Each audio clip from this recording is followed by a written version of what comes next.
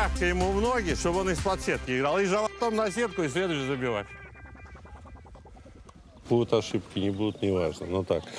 А с приема, если первый не попадает, второй вообще входи в корт и сразу атакуй.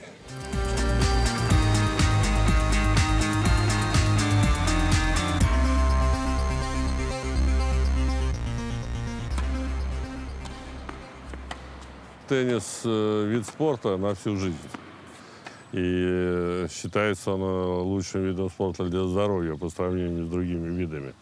Поэтому с этой точки зрения, те, кто родители приводят детей в теннисные секции, и те люди, которые занимаются теннисом, он решает многие вопросы, связанные, прежде всего, это игра интеллектуальная, и вопросы игры теннисной – это и воспитание характера. Потому что, скажем, ударом по мячу теннисист формирует собственный характер, потому что у него возникает слово «надо», «должен», «обязан». Он не может сочкануть, потому что мяч летит, он играет 1 на 1 с соперником, и ему, скажем, ударом надо преодолевать себя. И с этой точки зрения теннисисты, которые заканчивают карьеру спортивную, они не пропадают в жизненной ситуации, потому что они научились бороться, биться за себя, отставить свою точку зрения.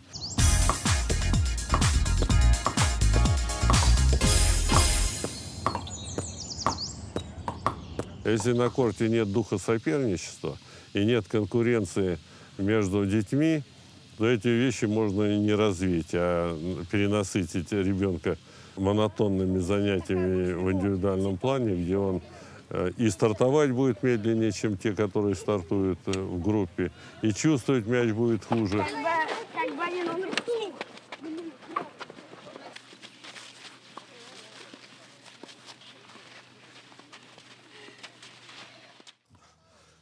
Бьют не рукой, а ногами. Удобно и вложиться. А ты рукой. Поэтому он улетел. Так, молодец.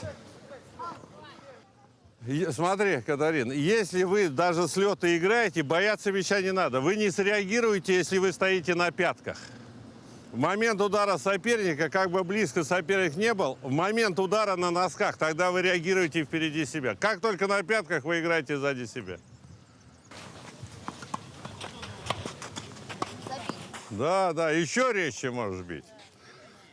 Вопрос такой, вы можете оба к сетке бежать, не один, оба. Понимаете? Оба что? Как штыковая атака. А то вы ждете, кто выйдет. А можете одновременно бежать. Бей. Очень медленно, очень ногами медленно. Что ты будешь делать, если я вот так вот кинул и пошел?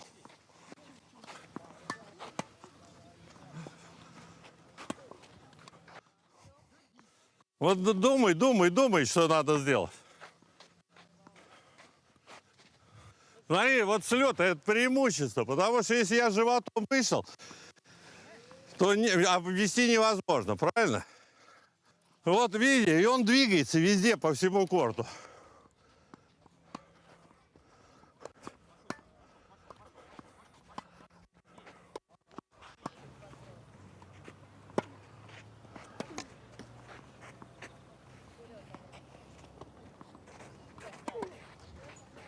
Низко. Вот давайте все в прыжке можете подать.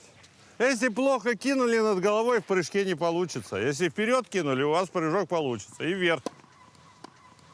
Так, да.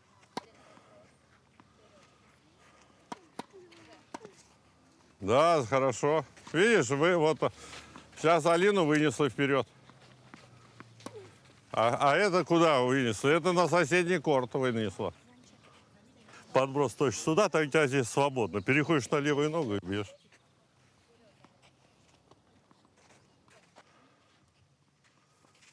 Ты закрой глаза и еще раз прокрути движение, как тебе здорово было, когда ты так подала. Потому что мышцы имеют память. Несколько раз так сделаешь, будешь одинаково кидать.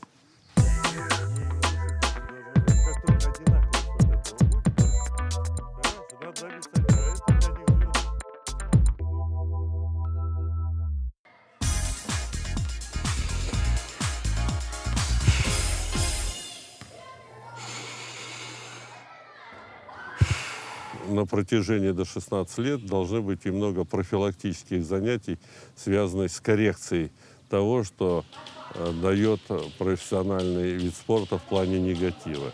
Это прежде всего беречь суставы, беречь позвоночник. Пошли наверх, потянули полупальцы, выдохнули. Наверх полупальцы, наверх, мячик, мячик, мячик, мячик, чик, мячик, умник. Пятки продвигаемся. Алина, локти натяни, Алина. Немножко, лягушка подальше. Умницы.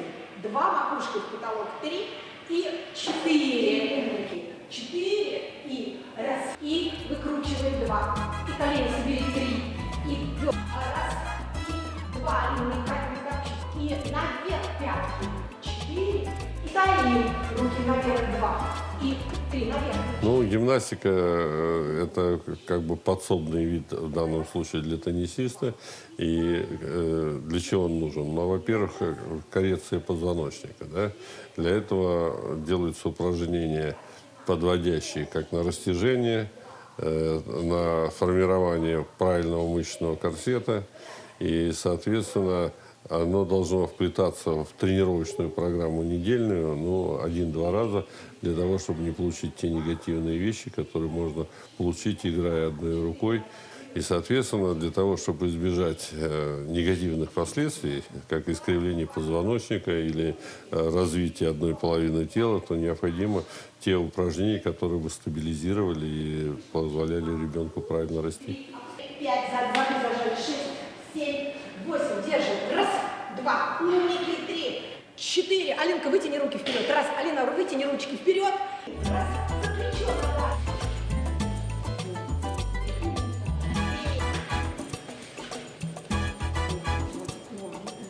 Ну, стоп, Алиночка, натяни. Дыши, дыши. Я до 10 класса был последний по росту в классе. Вот видишь? Знаешь? А тем более шаг.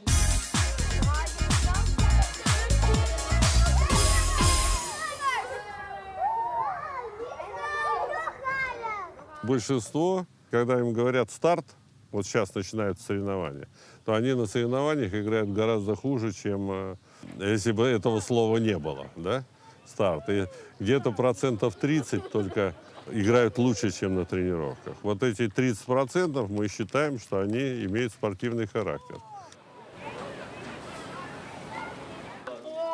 Что? Это Алина будет. Я с кем? Жульница. Слушай, чем? Я с кем? Опять? Златна, Ева. Смотрите. Лёх, ты тоже полуфинал прошел, да? Дети разные, и по-разному психика выдерживает ребенка в обилии соревнований. Но лимит должен быть однозначно до 12 лет. Участие в соревнованиях должно быть минимально, не больше 7-8 турниров. Займем первое, второе, третье место и мы купим.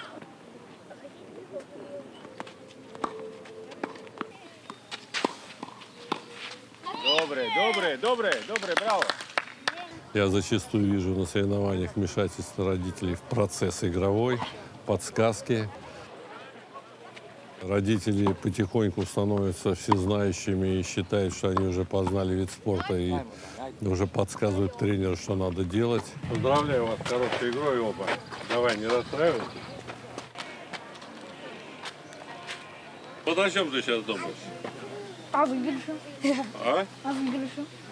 Ты должен думать сейчас, отдыхать и думать, какой тактикой ты будешь играть.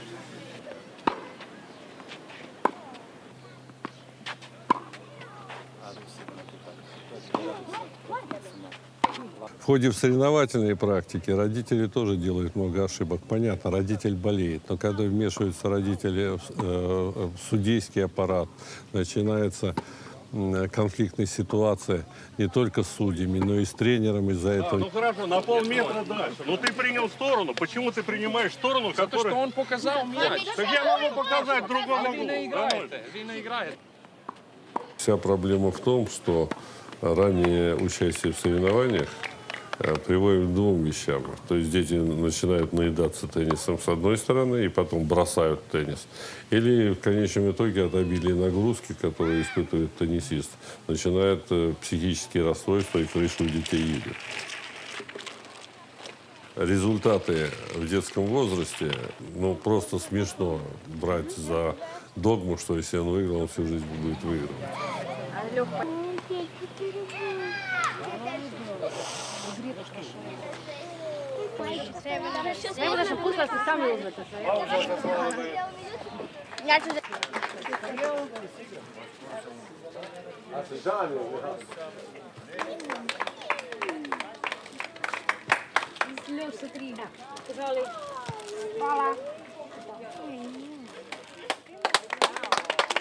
Alina i Katarina. Alina.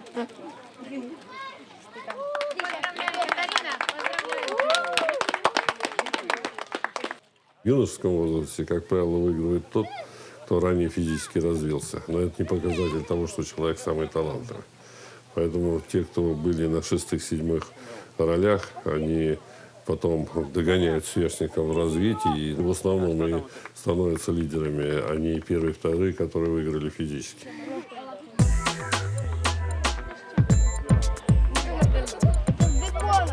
Беконом Маргарита.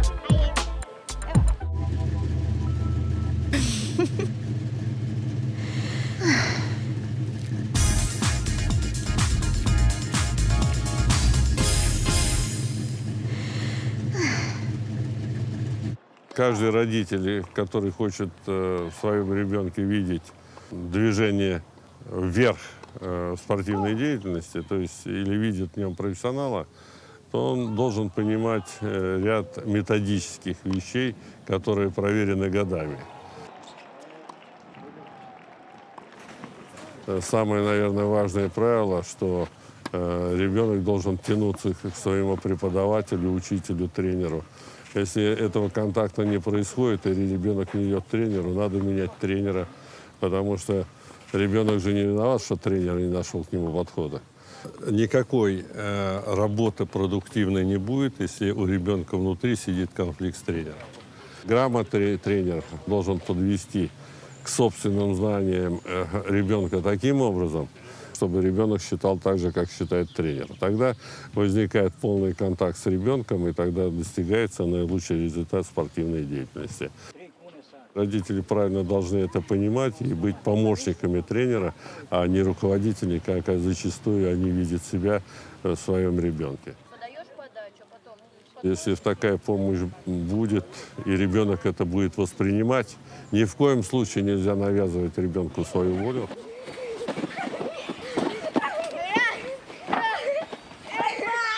Как заставить ребенка работать через «не могу», когда ребенок получает большую нагрузку? Значит, его нельзя ругать, да? Его нельзя заставлять, а ему надо говорить, что, чтобы родилась у него звездочка, те вещи, которые ему нравятся, которые являются для него движущейся силой. Родитель любой должен быть помощник тренера. Родитель должен обеспечить быт ребенка, все, что творится вокруг, подготовки, питание, сон, уход от всяких гаджетов, от телефонов. Гаджеты эти все действуют на параметры внимания. Поэтому в большинстве академий или во многих академиях нет интернета вечером, телефон лимитирован. Ребенок должен быть голодный для тенниса. Для этого, конечно, у него условия должны ближе к спартанским быть. Если имеет ребенок все блага, которые только есть на сегодня, то это, конечно, размывает подготовку к большой игре.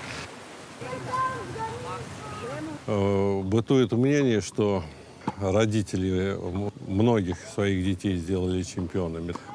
Примеров можно привести ту же Курникову или ту же Шарапову, но это все-таки единичный случай. Никто же не считает, сколько детей погибло из-за родителей. Погибло в плане высшего спортивного мастерства, что они не стали звездами. Только из-за того, что родители вмешиваются в процесс. Ругань вообще исключается. Есть анализ, который может провести специалист. Любая ругань превращается, хотим или не хотим, в обиду. спортсмена, родителя, тренера и так далее. А обида, она в конечном итоге приводит к аллергии, к невосприятию того, что говорится. Большинство из родителей, которые приводят ребенка в детскую секцию, видят в нем чемпиона, потому что для родителей свой всегда чемпион и лучший.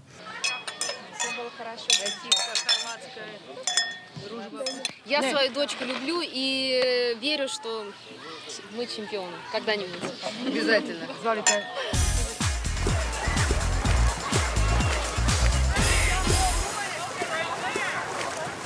Первые шаги ребенка в спортивной своей деятельности вообще должны начинаться с плавания. Плавание, дыхание, то есть нагрузки в теннисе очень большие, интенсивность работы большая. То есть, условно говоря, если ты работаешь, как у взрослых, там, на 28-30 ударов в минуту, да, то дыхание имеет первостепенное значение, потому что, играя 5 сетов, если ты неправильно дышишь, начинаешь захлебываться очень рано, и, соответственно, класс игры у тебя падает. И ты не можешь выдержать напряженность поединка.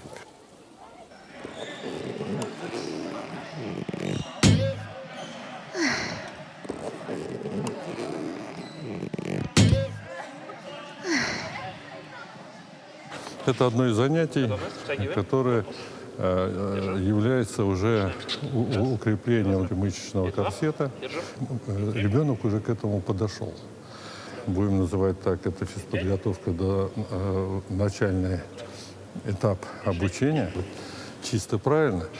Значит, от подхода к мячу зависит, сколько вариантов я смогу исполнить удара. Но сам факт, что в данном случае не это главное, а чтобы к мячу он подходил одинаково хорошо. И одинаково хорошо были расположены как ноги, стопы, так и центр тяжести. Это дает стабильность, помимо параметров внимания, которые воспитываются долго. Это дает перспективу стопроцентного контроля мяча. Развитие всех групп мышц позволяет уйти от столь обильного травматизма, который присутствует в теннисе. Даже в этом движении ничего лишнего. Все оптимально, легко и хорошо. Управляешь телом, ты и бог. Вот подход к мячу. Одинаковый подход – залог правильной техники. А потом правильно подошел, значит, у тебя сколько вариантов удара будет? А если подошел на растяжках – один. Базовая позиция, ноги ниже. Обратите внимание, как она держит центр тяжести. Четко посередине. Идеальное исполнение говорит о том, что ребенок не устал и справляется с нагрузкой. Если я экономно подхожу к мячу, экономно играю за счет махов, а не за счет силы, в теннис за счет силы не играю, то это способствует тому, что человек на корте может выдержать любой объем и не устать. Идет просто формирование мышечного корсета, аппарата, который в перспективе составит базис основы, чтобы уйти от тех многочисленных травм, которые теннис предрасположен.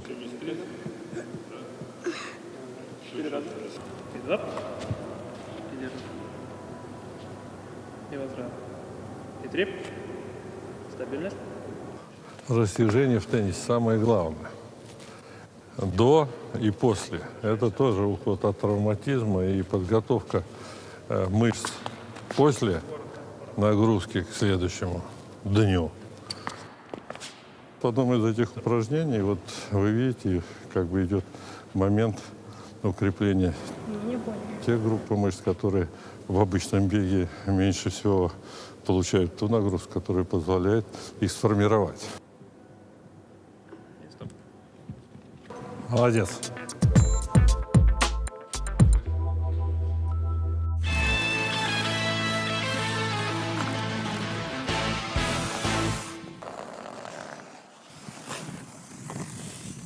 Можно начинать с раннего возраста и в 3 года уже ставить ребенка на коньки и заниматься плаванием.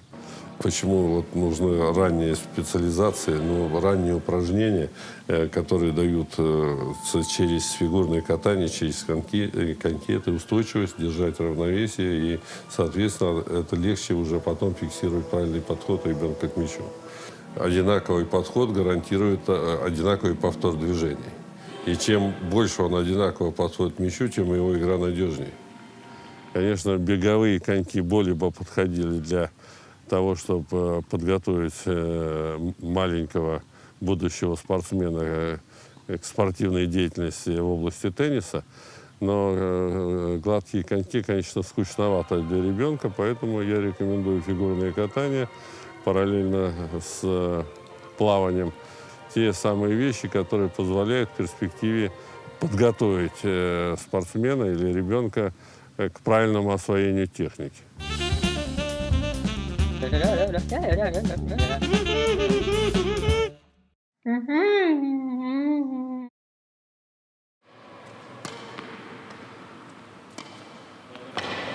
Смотри, сюда идет. А тебе надо отсюда сюда. Видишь, плечо. Когда плечо здесь, уходит в сторону. А здесь надавить предплечьем, как будто этим местом бьешь. Да.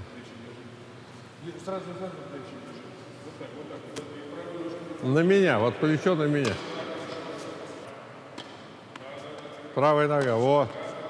Еще, вот, отлично. Вот это, линия плеча, вот, на меня. И правая нога сюда идет. И удар, да. Давай.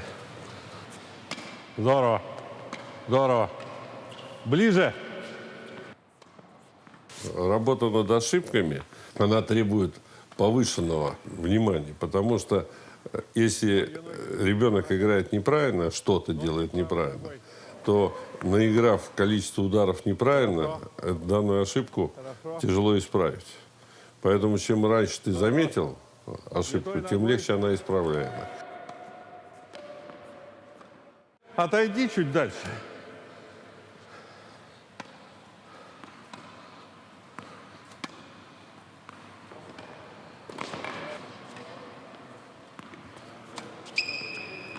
Но ты двигаешься не от сетки, а по диагонали. Ты вот так бежишь, вот. А по диагонали отойди чуть назад, и вот по диагонали находи на него.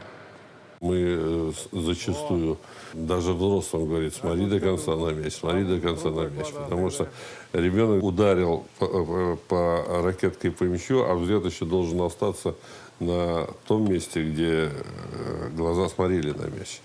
Это и называется смотреть до конца на мяч. Но в силу того, что дети разные, и, соответственно, особенно люди с подвижной нервной системой, еще до удара смотрят туда, куда мяч полетит.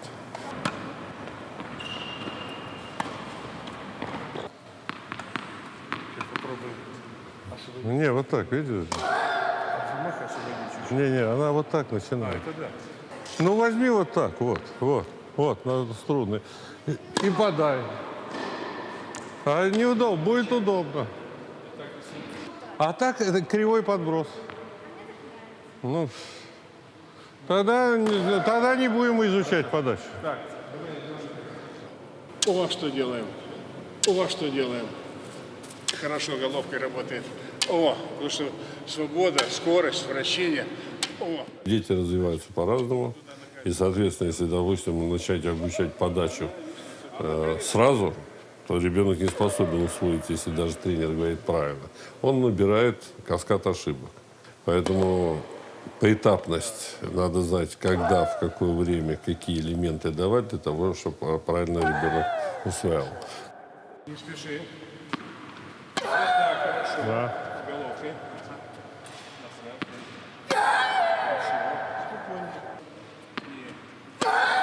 С головкой.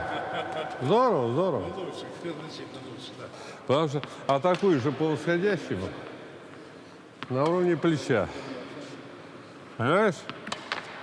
И ему можно научиться так бить, как надо, но он убийственный, то есть от него спасения нет никакого.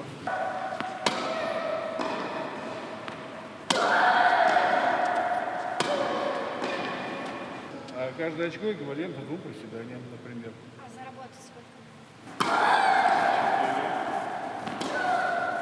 5.